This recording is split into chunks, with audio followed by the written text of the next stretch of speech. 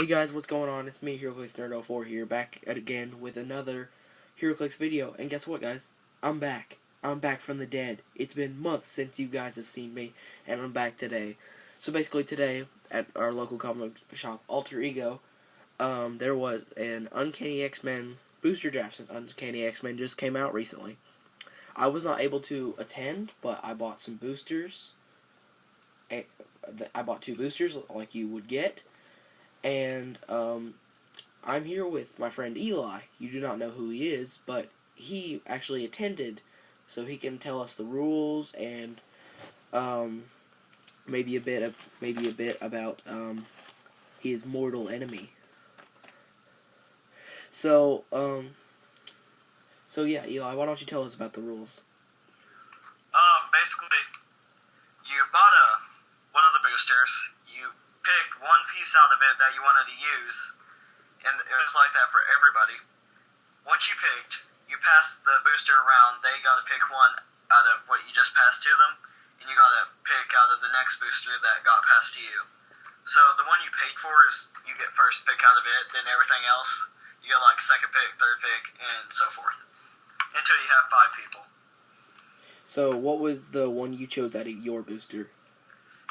I chose, out of the booster I bought, Yes. I picked the super rare, give me a sec. Super rare rogue.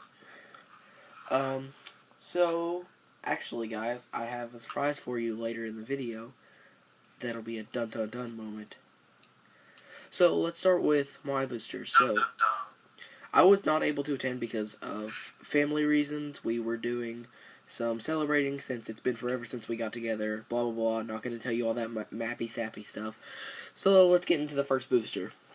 First booster, the first person I pulled was Harpoon. So, Harpoon, basically, keywords are Assassin and Marauders. He has the Mutant Massacre ability, which is basically the same as an ability I'll get into later, called the all-new, all-different X-Men. Basically, the first time that an opposing character dies, after actions resolve, you can either modify your speed, attack, and damage by +1, or heal Harpoon 1 click.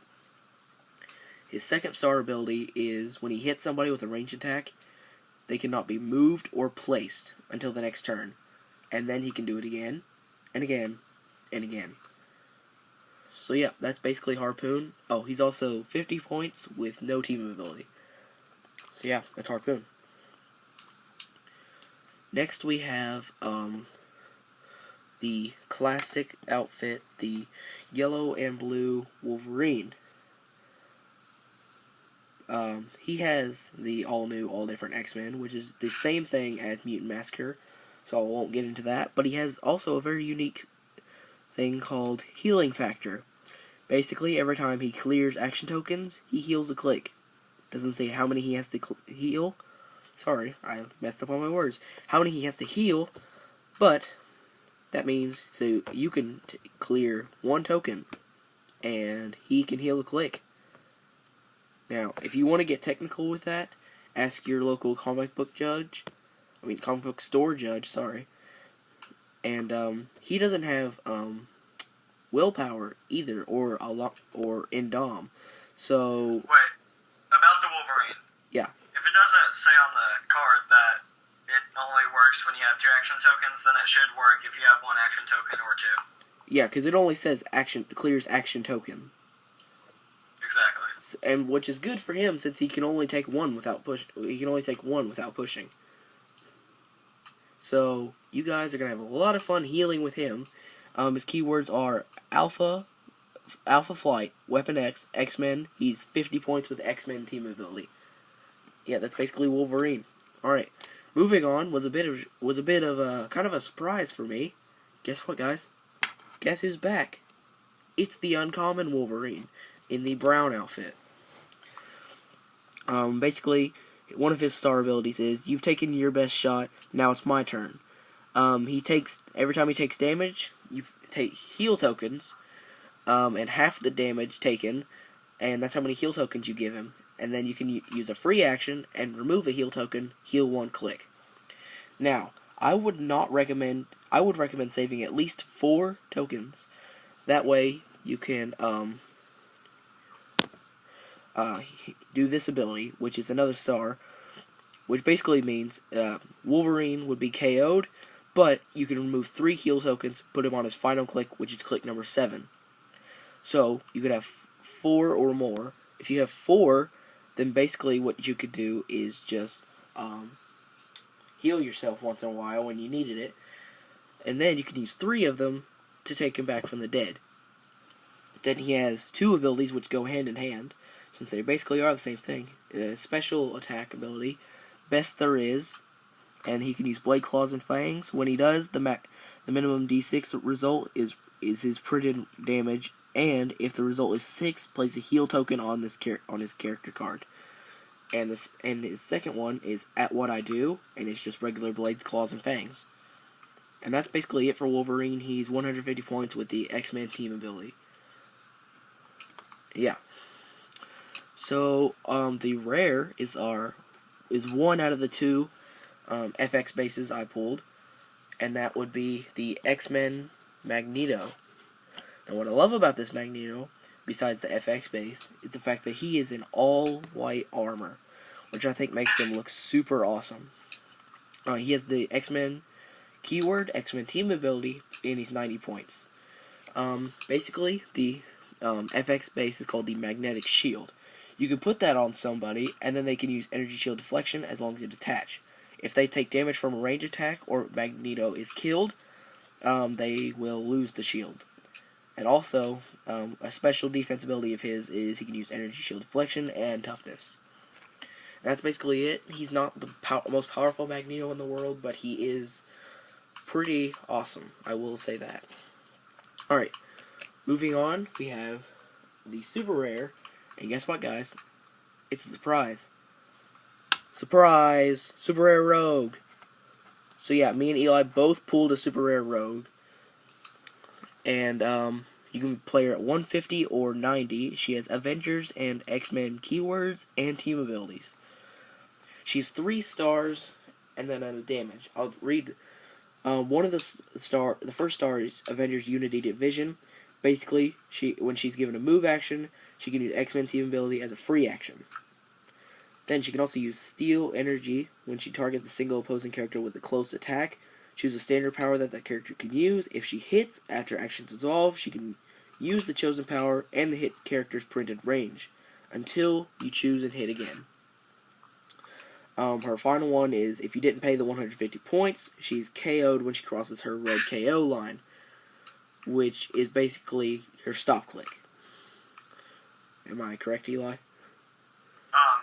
Yeah. I just want to make sure, because Eli is way better at this game than I am. Plus, he knows a lot more about this than I am.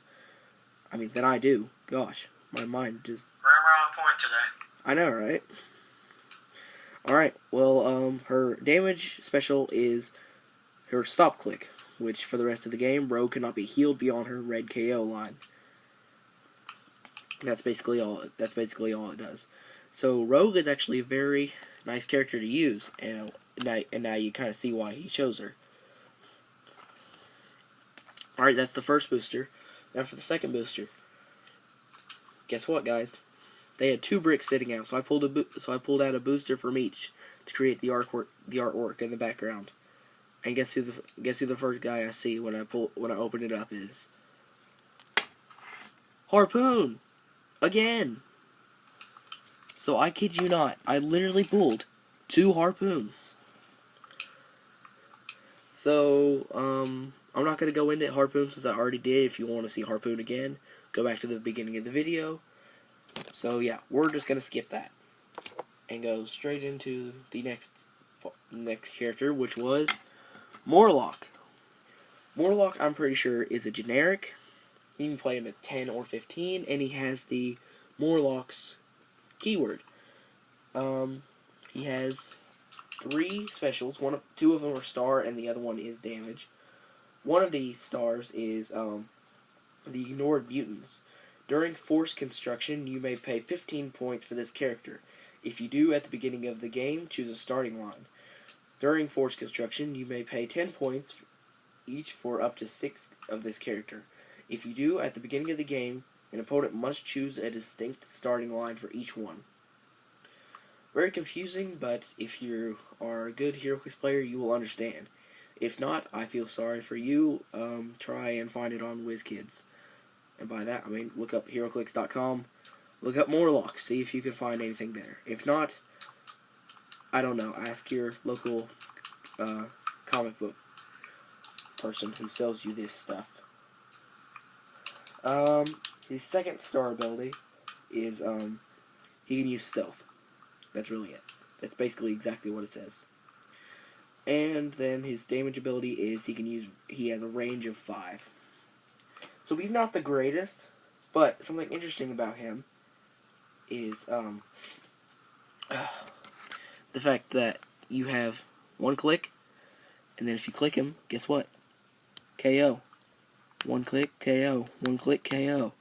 Now you see why it said choose a starting line, because it constantly does that. So, yeah. He's a very interesting character. Alright, moving on, we have the final common, and that is Thunderbird. Now, what I find interesting about Thunderbird is his death remembered. When Thunderbird is KO'd, choose one. Heal all friendly characters with the X-Men keyword by 1, or modify the combat values of all friendly characters with the X-Men keyword by 1 until the end of your next turn. So you get 1 turn to modify all keywords, to modify values of people with the X-Men keyword for 1 turn. And then he has all new, all different X-Men. And then a final one, punching a fighter jet. This one is basically what you want to get if you want to get rid of somebody on your team. And by somebody, I mean him. Exploit weakness, when he does, KOs him automatically. He has that on his 3rd, 4th, and 5th. The 5th is his final click. Then he has Soldier and X-Men keywords, and then he's 50 points with the X-Men team ability. And yeah, that's basically Thunderbird. Moving on to the uncommon, you have Jean Grey. Jean Grey has the all-new X-Men Past and Phoenix Force team abilities. Not team abilities, sorry, keywords. And then she has the X-Men team ability with 100 points. Her star ability is opposing characters cannot use probability control to re-roll attacks made by or targeting this character. Her damage special is she can use Perplex. When she does, she may target a character with all new X-Men keyword regardless of range and or line of fire. So she's a pretty decent character. And yeah, that's basically it for Jean. And then finally we have one of the most interesting characters I've ever seen from an X-Men set. And that is an FX-based Nightcrawler. Now what I want to say, these keywords is what makes him interesting. Martial artist, X-Men, that's kind of boring. But the interesting one is pirate. That's right, this is a pirate Nightcrawler. The only special ability he has is the fact that every time he starts a movement, every time he teleports, basically, this ability gives him phasing teleport and the carry ability. When he uses phasing teleport, he leaves the FX base in the spot where he started. And then, if he's missed by an attack, he can move back to on that square or adjacent to that square where it started. And that's his only special. He has 60 points with the X-Men keyword. So that's really what I just found interesting about him. So yeah, that's basically all I pulled. And so yeah, real quick, I would also just like to say, comment down below if you had to choose between a $100 Magneto that is overpowered or a $100 Professor Xavier that is overpowered. They're equally overpowered. Which one would you choose? I'm interested to hear this. And also, bam! TMNT Gravity Feed pulled the Bow Staff Foot Soldier. There's that, if you want to read that. I don't really have the time to read that off.